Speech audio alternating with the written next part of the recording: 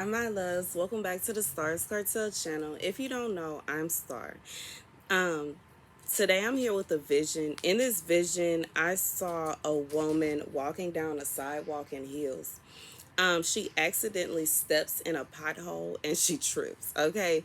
Um, the scripture comes from Psalm 105 and 10. He confirmed it to Jacob as a decree, to Israel as an everlasting covenant. To you I will give the land of Canaan as the portion you will inherit. When they were but few in number, few indeed, and strangers in it, they wandered from nation to nation, from one kingdom to another. He allowed no one to oppress them. For their sake he rebuked kings. Do not touch my anointed ones. Do my prophets no harm. Okay, okay. So here's the situation. For someone, you like walking down the sidewalk. It is like um symbolism of you walking into your destiny. You're walking into whatever it is that God has for you, or stepping into that new. And as you're stepping, and you're in heels. So in this vision, I was in heels, or the woman I saw was in heels, and it was kind of like, it's like you're all dressed up, okay, regardless to if this is something glamorous. Maybe you're somebody and God is blessing you with something glamorous to do for his kingdom, regardless if it's like to make videos like YouTube videos, or maybe you're called to be a pastor, maybe you're called to be a prophet. You're called to do something that is glamorous. And it's not to say that prophets are like all glammed up and we like local celebrities or nothing like that, but it is like, I just feel like it's something that I hear God saying, something of honor that you're doing, okay? And because it's of honor, you're wearing, like, you're dressed up and you're trying to be presentable, okay? That's just like with my videos. When I first started my channel, when I was still doing makeup tutorials and like fashion walkthroughs and things like that, and I was recording, and I was a photographer for different fashion shows for different designers. um I did not like posting videos where I was not up to par. And I just had this mindset of, even if only nobody or two people watches my video, it's going to be up forever, and it's no telling who's going to find it at what point in time. And I was like that for a while, and then eventually I just got to a point where, especially when God requested me to fast from vanity, where I just was like, okay, even if my hair is a mess, I'm gonna record. Even if I'm missing a few nails, I'm gonna still record. Even if I need to do laundry, like right now I need to do laundry, but it's raining outside, so it's like, but I'm still gonna record. And I just feel like God is saying, even if you trip on your way to where you going, keep going. Like, the only person that can stop you is you. And sometimes people like to make us believe that they can stop us somehow, regardless to if it's through someone trying to discredit you, someone trying to accuse you of things that you would never do, someone trying to make you out to be this and that. you know um I said this before, and it's strange to me that when I first started recording videos, and I had so many people attacking me because of my hair, and it got to a point to where I was just praying to God and talking with God one night, and he directed me to look up every scripture, or as many scriptures as I could find, that pertain to hair, and how God talked to several prophets through their hair. How, and it's like, when you're doing the Nazarite passage, you are told not to cut your hair, not to do too much to your hair. And in reality, my hair, yes, my hair, I did not to say define them. They are somewhat organized. They're not all the way organized, because I was the one that installed my locks. I have like barely let anybody touch my hair. I don't even really like people touching my hair, to be honest. But I do my own hair, okay?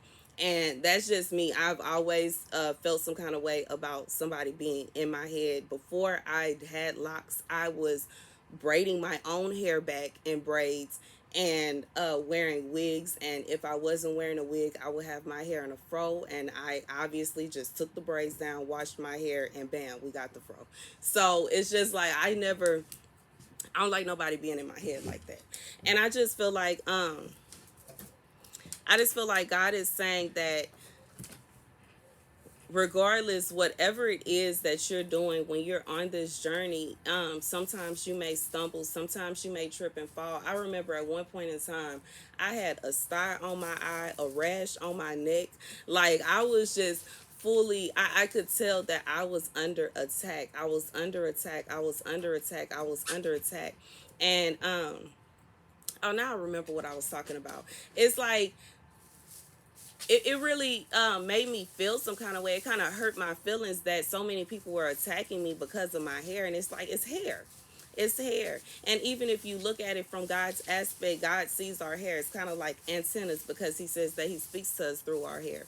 But in reality, the way that I do my hair should not describe, um, my character or anything. That doesn't make any sense.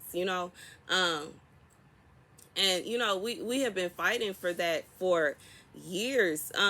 We have been fighting about women who have locks in the workplace being told that their hair is untamed, being told their hair doesn't look professional, being told their hair is unfit.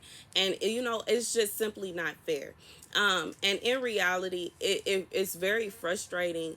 It was very frustrating because, okay, I can say it was because ain't nobody messing with me about that no more. I'm just using this as an example. But it was very frustrating to me because the way that I was attacked, it was kind of like people saying, oh, you're deliberately trying to lead people astray, or I don't believe that you're really praying to God. I don't believe you're really worshiping God, the God of Abraham.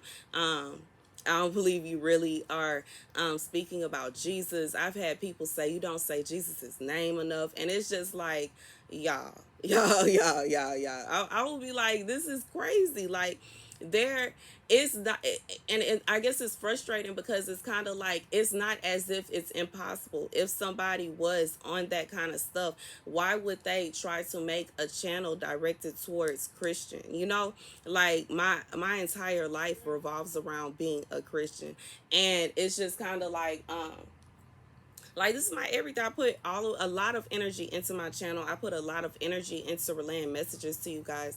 I put a lot of energy into my relationship with God, and it can be very testing. It can be very frustrating because, like I said, in reality, someone that is into the occult, into new age spirituality, into all these other things, they can make a channel about that. There are several channels about stuff like that. There are several people that, you know what I'm saying, bigger than what I got going on. You know what I'm saying? So it's kind of frustrating when someone would try to say, "Oh, I don't think this and I don't think that." Like it's just I don't understand the logic in that.